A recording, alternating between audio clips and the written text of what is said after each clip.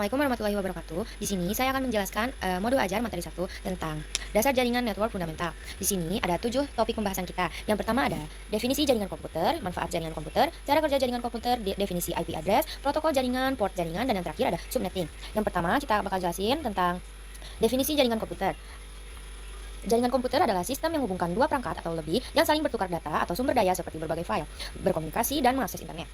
Ada 4 jenis jaringan komputer. Yang pertama adalah LAN. LAN adalah Local Area Network. Yang kedua ada MAN. MAN adalah Metropolitan Area Network. Yang ketiga ada WAN. WAN adalah Wide Area Network. Yang keempat adalah PAN, Personal Area Network. Yang ketiga ada manfaat jaringan komputer. Manfaat jaringan komputer ada berbagai macam. Yang pertama ada berbagi data sumber daya, mempengaruhi untuk berbagi file dan internet, komunikasi yang cepat, mempermudah berkomunikasi dengan cepat melalui email, pesan, telepon, atau video call.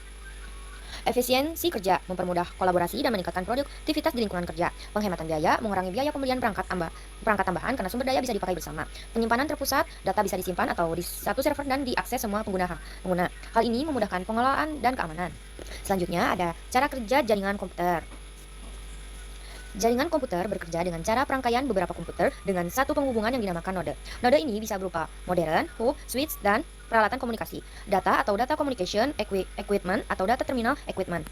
Node memiliki peran penting dalam sebuah jaringan komputer karena ia berfungsi untuk mengikuti perangkat aturan atau protokol dan penentuan cara mengirim atau menerima data melalui tautan.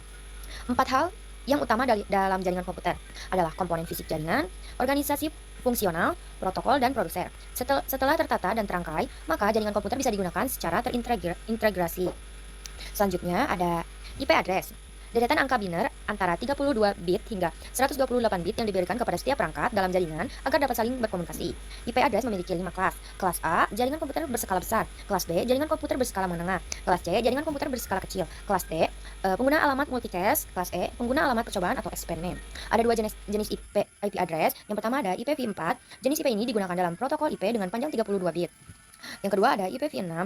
Jenis IP ini menyediakan alamat internet dalam jumlah yang banyak dengan panjang 128 bit. Selanjutnya ada protokol jaringan. Perangkat yang mengatur komunikasi antara perangkat dalam jaringan komputer adalah dan memastikan data dapat dikirim, diterima, dipahami di perangkat yang berbeda. Selanjutnya ada port jaringan. Nomor yang digunakan untuk mengidentifikasikan jenis layanan atau aplikasi tertentu yang berjalan seperti bersama pada satu perangkat dan satu IP address serta memastikan data yang dikirim mencapai aplikasi yang tepat. Selanjutnya ada yang terakhir ada subnetting. Subnetting itu tujuan subnetting mengurangi lalu lintas. Subnet membantu mengurangi jumlah data sehingga meningkatkan kinerja jaringan. Keamanan, subnet membantu memisahkan jaringan internal untuk mencegah akses langsung antara bagian.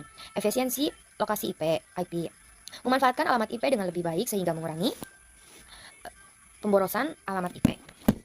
Pembahasan materi 1 selesai. Assalamualaikum warahmatullahi wabarakatuh.